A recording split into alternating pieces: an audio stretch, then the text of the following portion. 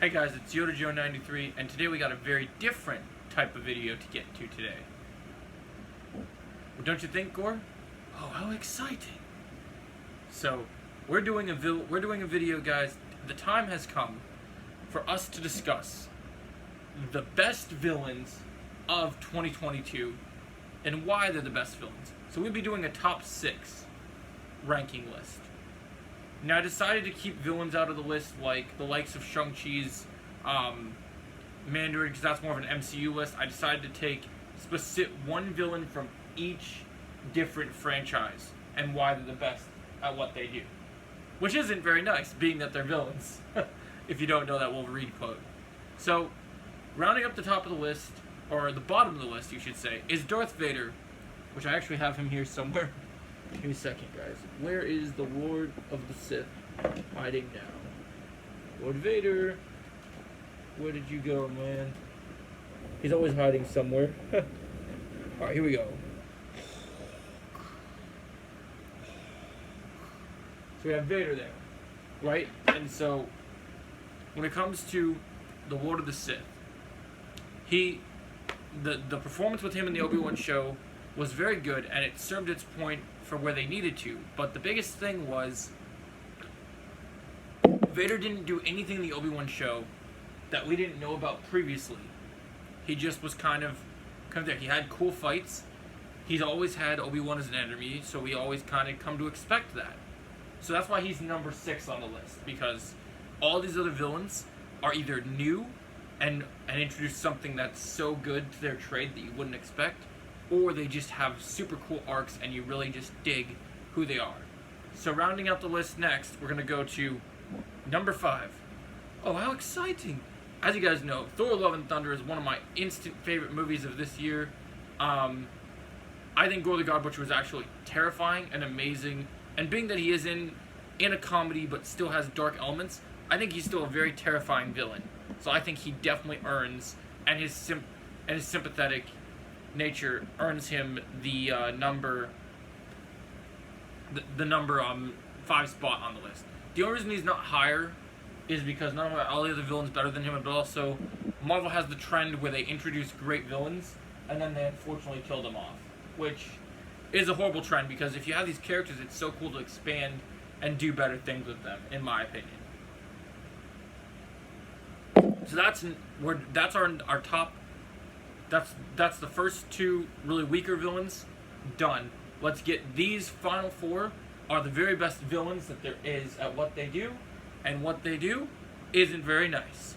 So, rounding out the list at number 4, we have the Riddler. The Batman is still my current favorite movie of the year. I love the Batman. The Riddler brought such a different dimension to what he did. He added new elements and brought just a different level of like when people used to look at the Riddler, they used to look at him and go, "Oh, you mean Jim Carrey from that weird Batman movie?" Now, when they hear the name the Riddler, it strikes fear into the hearts of many. Like, you understand that the Riddler means business, and he is legitimately a threat on a higher scale than most. That's why he gets the number 4 spot. Number 3 on this list, if you guys have watched Stranger Things, it's got to be Vecna. Vecna is great. He was amazing in season 4, and because, spoiler alert, he doesn't die, that means that he gets to continue on to the 5th and final season. I'm super excited to see what kind of even more mischief he gets into in this final episode. So what we do get to see with him is amazing. He has just this presence. He's terrifying. He kills so many people. He's a massive threat, and I absolutely enjoy him in the best ways that you can possibly enjoy a villain. So that's number 4 on the list. And also, I think he would make a terrifying Scarecrow if the actor doesn't want to join another universe. I would recommend him joining DC, because he would crush it. And I'll do a video on that later this week as well, so you guys hear my thoughts on that. Next up, number 2, Homelander from The Boys. I have constantly told you guys that Homelander is one of my favorite characters on The Boys. He is what an evil Superman 100% should be, but he's also just absolutely terrifying, and he's got new layers to himself. In season 3, we really got to know Homelander, see his sympathetic side, see the man who is just demanding for approval his entire life. And when he doesn't get it, much like Joker always told Batman, you're just one day away from being me. One day, he just snaps. And snaps he does. And I'm super excited to see how this unfolds in season 4 of The Boys. So yeah, I'm down with Homelander. I think he's sick. Number 1 on the list. Okay, YouTube. Let's go. Enter Terry Silver. So guys, there are going to be some people that like, really, the lame one-dimensional villain from Karate Kid 3. I hated Karate Kid 3. Like, I know there's going to be some haters out there that did not like Karate Kid 3. I get it, okay? This is the man from the 80s with the ponytail, and you guys didn't think much of him. But I remember watching that movie and being absolutely... Like, I remember when I watched the Karate Kid, I loved Daniel LaRusso, I loved Johnny, and their arcs were so cool, and you're seeing these kids, and they're becoming great fighters, and Mr. Miyagi. But something about Terry Silver was different than these other characters. In a world where I was always obsessed with villains, this was a villain that needed his own theme song. He was ruthless, he was terrifying, and I'm currently going to work on doing like a Terry Silver music video at some point. When I have better editing equipment, I'll make some, because dude, this dude is just awesome. So then when we flash forward to when he comes back in season 4 of Cobra Kai, Terry Silver, I will tell you this, okay? We know Cobra Kai season 5 is around the corner, and nobody is stealing this spot from him this year. He will remain the king of 2022. I can promise you that. Because what I've been told about season 5, he's only going to get more and more awesome. Because the best thing about Terry Silver, guys, is so all these villains on this list, they all bring something interesting to the table. One of the best things about Terry Silver is we get to see him years later after the Karate Kid. He's a different man. He acts different. He's at wine parties, cocktail parties with his like supposed girlfriend, and like having these like weird interviews and acting like, you know, just a rich man living a life. And the karate parts of him are lost, so you think. But then at the end of the episode, cue dramatic epic music, Terry Silver does a spinning wheel kick and kicks a wine bottle, proving that he's still, even his late, probably 40s, 50s, 60s, 70s, whatever age he is, he's older, right? He's older, but he's still got the skills. And then later when he makes his move on Kreese, guys, this is a very different Terry Silver than what we saw in the original Karate Kid. He isn't just gonna, like the Cobra Kai mentality is, he doesn't just strike first. Like Daniel LaRusso says, you can't just strike first with this guy. He's manipulative.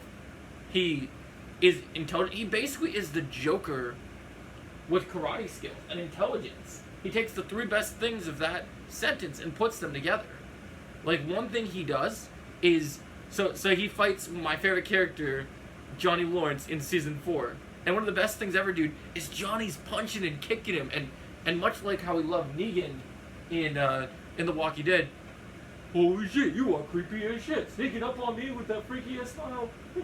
Look at you with that, like you said about Gore the God Butcher in our Out of the Theater reaction. Holy shit, this man is creepy as hell. Look at him with his freaky ass badass sword. Like that's what happens when you talk about Gore. When you talk about Terry Silver, man, holy crap, this dude is creepy as shit, sneaking up on me. Like he's awesome. But the coolest thing about it is, like, so his fighting style is of course the Quicksilver method, which his goal is, if a man can't stand, he can't fight.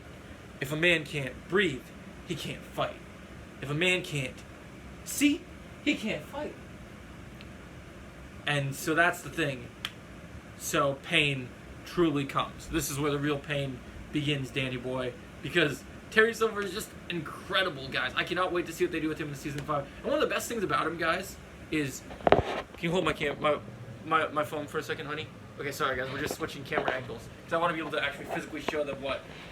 like a physical, like, reenactment of how Terry Silver acts. So I'm Terry Silver right now, right? In my karate gi. And so he's in a fight, right? And he's getting kicked. Oh, woo, yeah, woo. Ooh, okay. Looks like Ariso taught you some defense. Okay, pretty boy, let's go. Like, he gets so hyped and just like keeps going, like it's almost like he's hopped up on cocaine. He's like, woo, yeah, woo, let's go. Like, and you get that like Joker mentality of just how incredible he is, guys. You get the vibe that he is just amazing, and honestly, guys, he's going to continue to be my favorite villain. I need more Terry Silver, and like me and Pixar experts say, we need it now. And remember, guys, like, share, and subscribe. Show this channel no mercy in the best way possible if you're with Cobra Kai, or else you will experience the true pain of this dojo. But here's the thing. There is no mercy in this dojo. Pain does not exist in this dojo. Does it? No, sensei! Have a great day, guys.